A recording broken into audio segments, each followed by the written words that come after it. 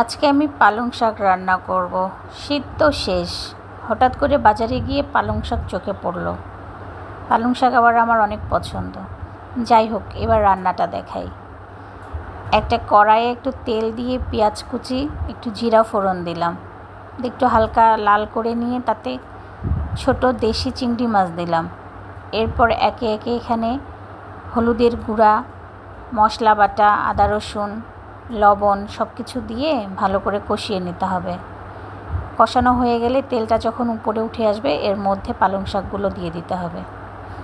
পালং শাকগুলো কিন্তু অনেক ফ্রেশ ছিল। তারপর পালং শাকগুলো নেড়ে চেড়ে নিতে হবে খুব ভালো করে। তারপর একটা ঢাকনা দিতে হবে পালং শাকগুলো সিদ্ধ হওয়ার জন্য। সিদ্ধ হয়ে গেলে আমি এখানে 2টা কাঁচামরিচ দিয়ে দিলাম। তারপর পানিটা শুকানোর জন্য আরেকটু অপেক্ষা করতে হবে। এই তো পানিটা শুকিয়ে গেছে। এখন ভালো করে নেড়ে চেড়ে পালং শাক হয়ে গেল।